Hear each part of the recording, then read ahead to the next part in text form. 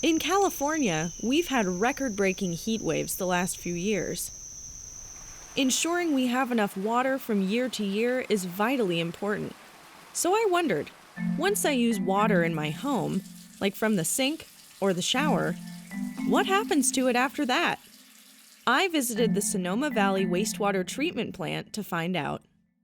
First, I spoke with Jay Jaspers, Chief Engineer and Director of Groundwater Management for Sonoma Water. In general, when we look at big picture in our region, when we look at it from a water management perspective, we really look at 4 ways we have to meet the need for water. One is water conservation is a way we actually reduce the demand. That's a way to meet part of the demand. A second is use of treated wastewater or recycled water as it's known. That can help take some of that water demand and take that off the table too. And then we have our 2 major water supply sources, which are surface water and groundwater. And so surface water in Sonoma County, the primary, it's not the only surface water source, but the primary surface water source is along the Russian River. So if you look at those 4 choices we have or opportunities we have to meet water demand, our strategy is to do as much conservation as possible and to reduce the overall demand for water as much as possible. The second thing we do is we look at leveraging as much of the recycled water use, so we're not discharging it into waterways, but we're actually reusing it then to meet water demands. And then with the remaining net demand for water, what we have to do is we have to balance surface water and groundwater. And some years are better to use surface water when we have wet years and our reservoirs are full and our streams are full. Other years, when we have droughts, we have to lean more on the groundwater because we don't have as much surface water.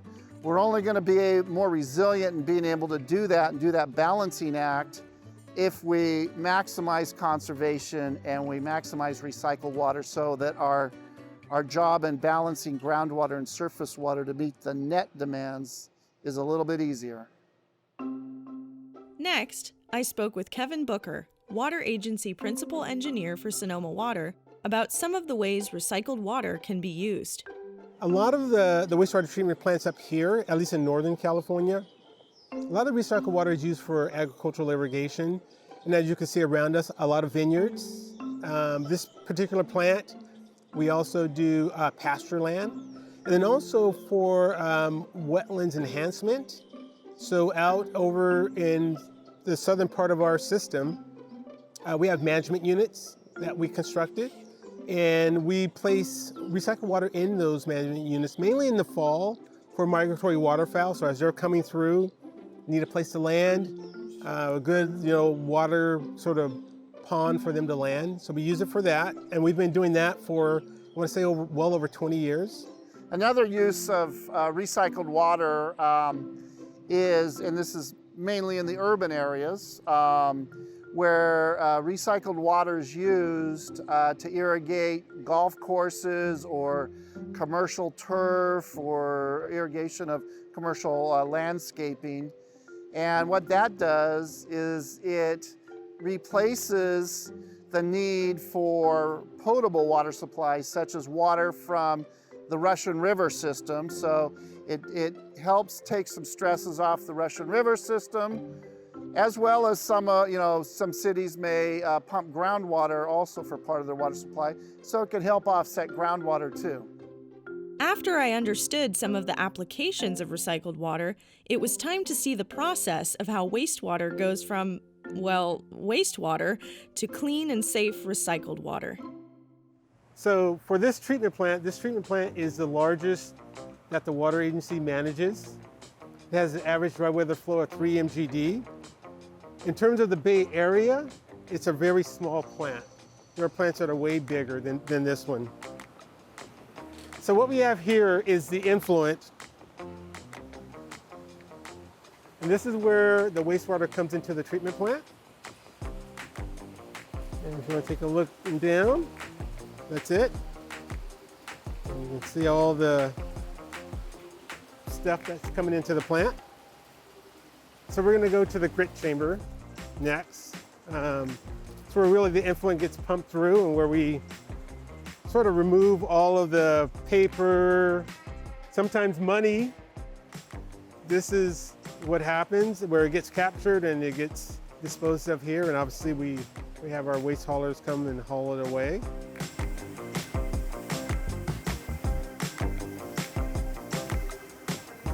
We're screening out even the more finer particles that's in the wastewater.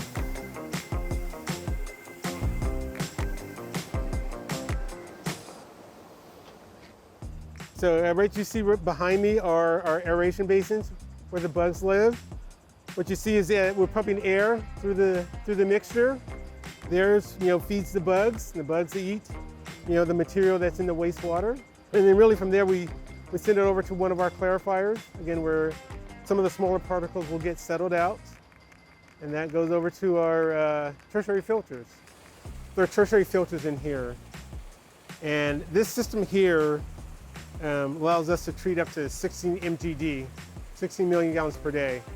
Again, they're cloth filters, just another one of a type of tertiary treatment that you can use. Other plants use ultraviolet light. So there's a number of ways to get to tertiary. This one uses cloth filters.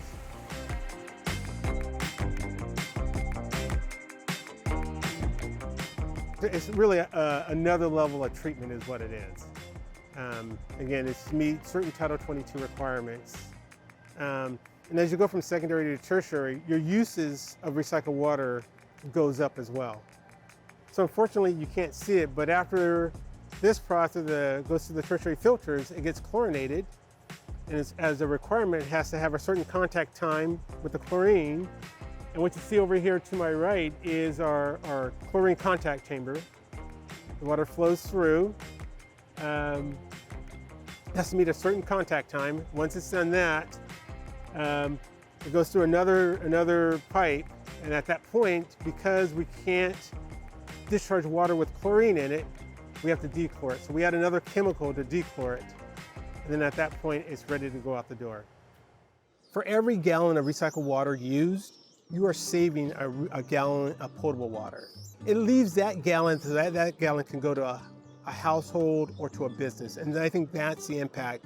For groundwater, there's that benefit as well, is that if a vineyard or any other kind of agricultural, rather than pump groundwater, if you use recycled water, that's 1 gallon of water that can stay in the ground, that can help replenish that groundwater. And that's proven very important in this groundwater basin because there are areas of groundwater decline. And to the south of the basin, the southern part of the basin, borders with the San Pablo Bay, which is saline water. And so if groundwater levels are declining, saline water can encroach in and you have seawater intrusion. So if you're able to use recycled water to help irrigate the crops, you don't pump as much groundwater and you can help combat that seawater intrusion. So that's one example of the value of recycled water in the overall portfolio. And we see it here with this plant and how this water is used for a very important beneficial use. In the drought, the recent drought that we just had, I want to say maybe I think it was 2014, 2015, we started a program to allow homeowners to come in and fill up on recycled water to go home and irrigate their plants during droughts. I think a lot of other agencies in the Bay Area did that as well. Unfortunately, as there was more rain, the demand went down. And so we're always poised so that if a drought occurs, we can sort of restart that program. The more we conserve, the better off we'll be in the long run. So even though we may not be in a drought right now, I think we all should try to use as the least amount of water as possible. Obviously use it for your indoor, but outdoor, if you have the ability for gray water, for rainwater capture, I would encourage you to do that. If your local sanitation facility or water producer offers recycled water in a residential program, I would say take advantage of that and just constantly do what you can to conserve water. Because with climate change, we just don't know what's down the road.